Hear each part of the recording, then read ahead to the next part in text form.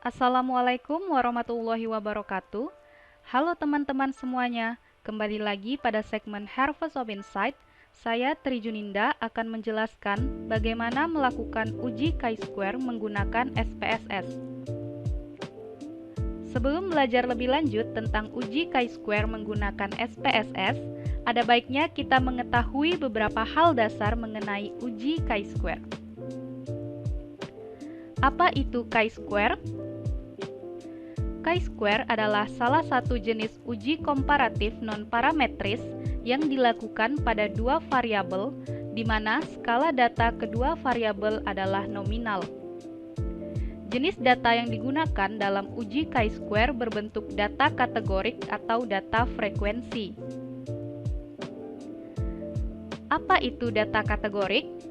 Data kategorik adalah data hasil pengklasifikasian atau penggolongan suatu data. Contohnya adalah jenis kelamin, pendidikan, dan jenis pekerjaan. Nah, apa saja sih fungsi dari uji chi-square? Uji chi-square digunakan untuk menguji hipotesis mengenai perbandingan antara frekuensi observasi atau yang benar-benar terjadi atau aktual dengan frekuensi harapan. Secara aplikatif, digunakan untuk melihat hubungan antara dua variabel.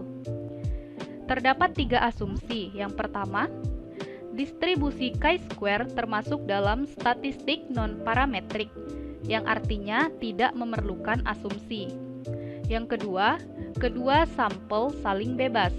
Dan yang ketiga, masing-masing subjek dalam populasi dapat diklasifikasikan ke dalam salah satu dari dua karakteristik dan tidak tumpang tindih.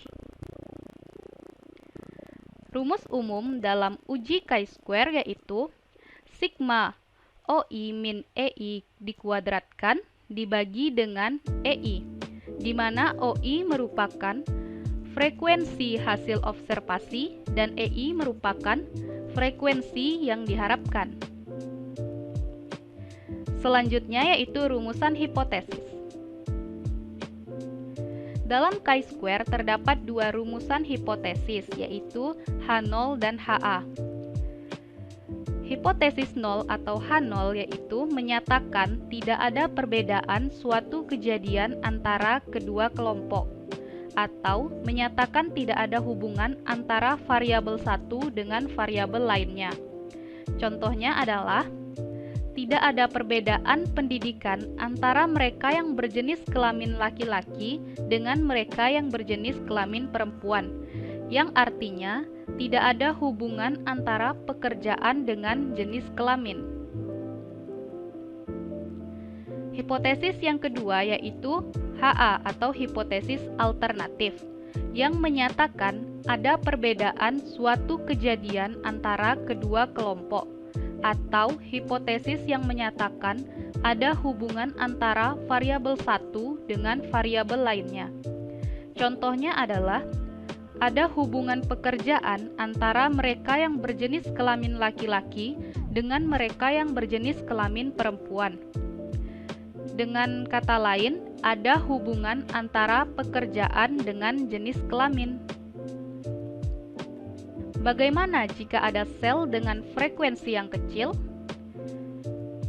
Jika ditemukan permasalahan seperti ini, maka teknik chi-square menganjurkan jika ada sel-sel yang berfrekuensi kecil atau kurang dari 5 kasus, maka dilakukan koreksi Yates atau dalam terminologi SPSS disebut continuity correction.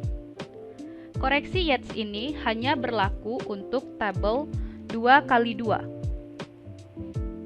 Dapat dilihat pada tabel, untuk sumber air minum terlindungi yang mengalami diare yaitu sebanyak 2. Nah, 2 lebih kecil dari 5.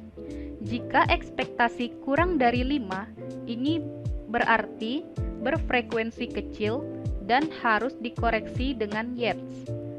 Dalam SPSS disebut juga dengan continuity correction.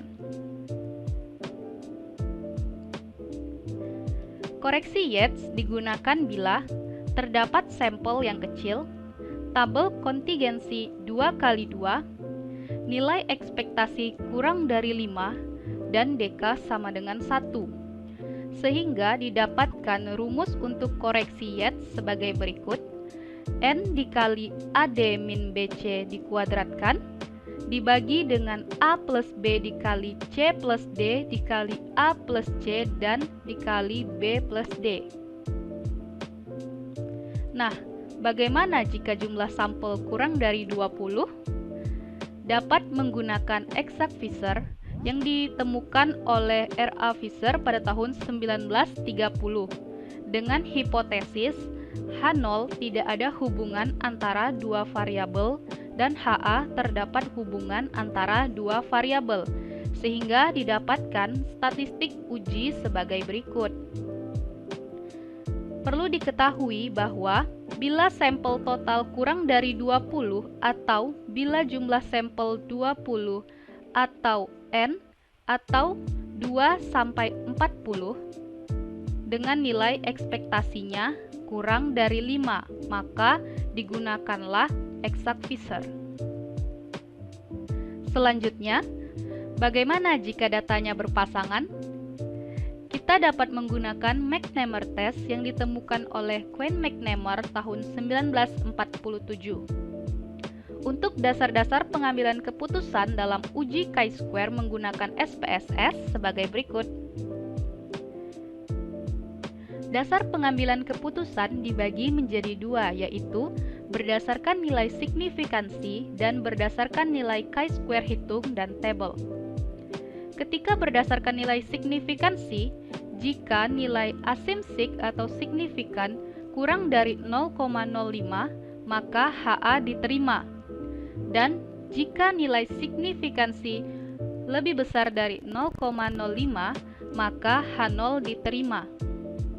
Tetapi, jika nilai signifikansi tepat berada pada 0,05, kita dapat menggunakan chi-square hitung dan tabel, yang mana jika nilai chi-square hitung lebih besar dari chi-square table, maka HA diterima. Dan jika chi-square hitung lebih kecil dari chi-square table, maka H0 diterima. Lalu kita masuk kepada contoh kasus. Seorang peneliti ingin mengetahui apakah terdapat hubungan antara sumber air minum dengan kejadian diare pada balita di Puskesmas Bunga tahun 2020. Di sini terdapat data sebanyak 30 responden dengan variabel sumber air minum dan kejadian diare. Pada variabel sumber air minum, terdapat 4 jenis, yaitu air kemasan dan air PDAM dikategorikan sebagai terlindungi dengan inisialisasi 1. Untuk air sungai dan air sumur dikategorikan sebagai tidak terlindungi dengan inisialisasi 2. Untuk variabel kejadian diare dikategorikan dengan tidak diare dengan inisialisasi 1 dan diare dengan inisialisasi 2. Selanjutnya, data ini akan kita olah menggunakan SPSS. Setelah kita masuk pada aplikasi SPSS, langkah pertama yaitu kita masuk pada variable view. Lalu kita buat di sini tadi yang kita tuliskan yaitu variabel sumber air minum dan variabel kejadian diare. Untuk namanya, yang pertama kita buat sumber air, dan yang kedua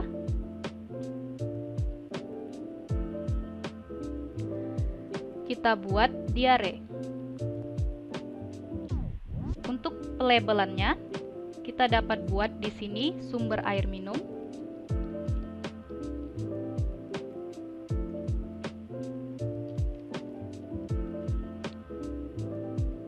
dan di sini kejadian diare.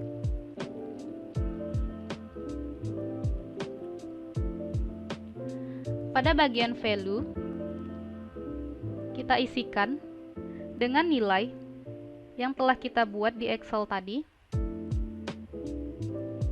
Inisialisasi 1 untuk terlindungi dan inisialisasi 2 untuk tidak terlindungi. Jadi kita buat di sini value-nya 1 dengan label terlindungi. Lalu kita klik add. Dan untuk value yang kedua yaitu tidak terlindungi.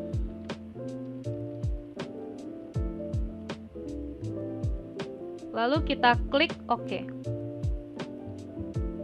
Begitu juga kita mengisi value pada diare. Untuk inisialisasi value 1 dengan label tidak diare. Dan value 2 untuk label diare.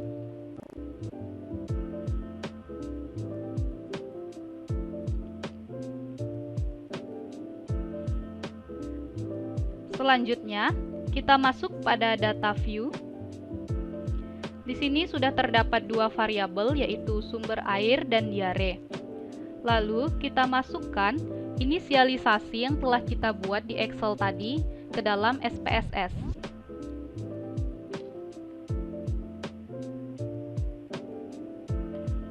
Kita copy, lalu kita pastekan di sumber air. Begitu juga dengan inisialisasi kejadian diare.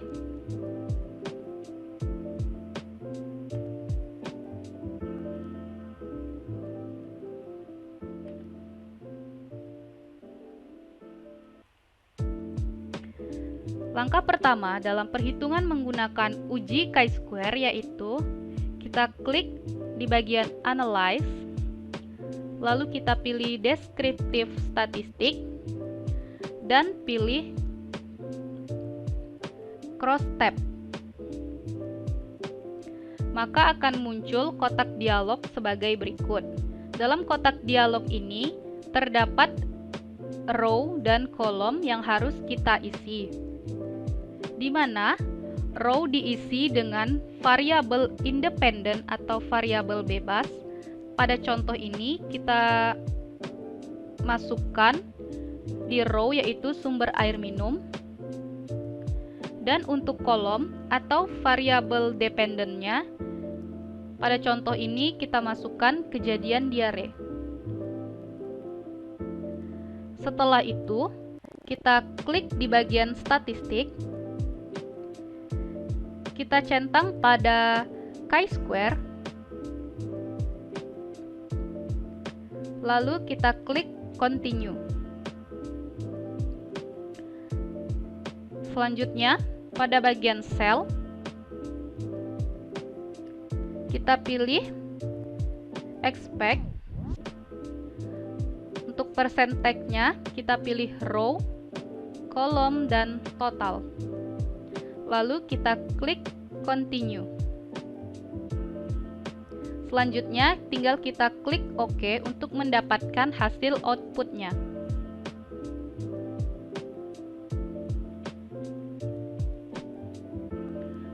Pada tabel pertama yaitu Cash Processing Summary, di sini kita dapat mengetahui informasi bahwa terdapat 30 data dengan kevalidan 100%, yang berarti semua datanya telah diproses.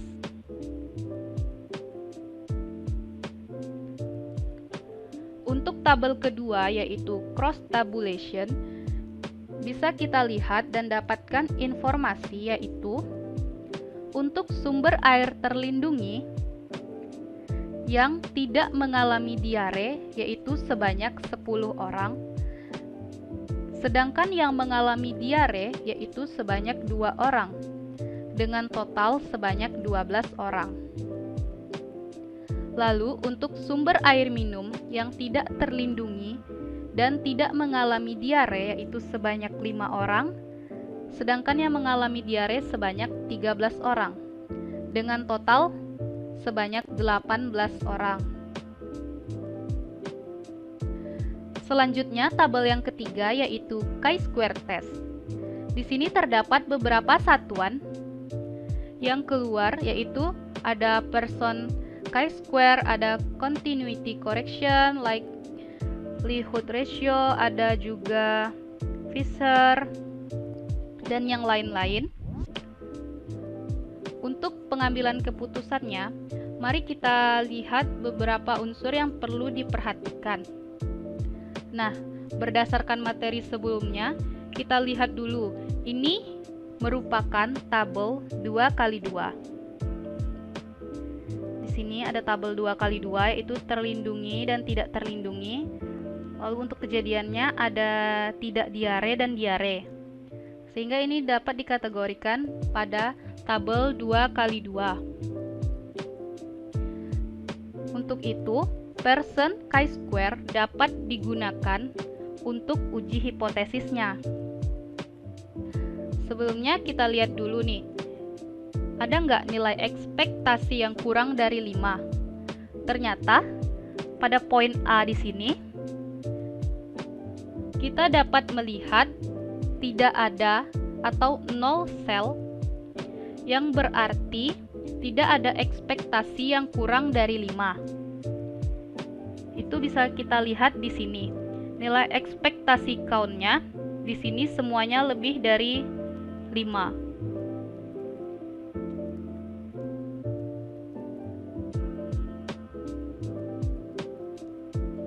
Jadi, kita dapat menentukan hipotesisnya bisa dengan Pearson chi-square.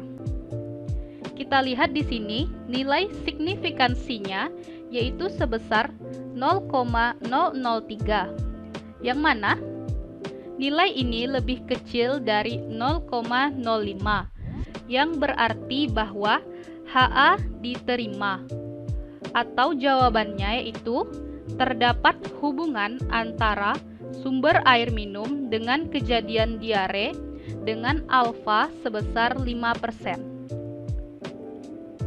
Nah, itu tadi penjelasan singkat mengenai uji chi-square menggunakan SPSS. Jika ada pertanyaan, silahkan tinggalkan di kolom komentar. Terima kasih untuk semua yang sudah menonton. Wassalamualaikum warahmatullahi wabarakatuh.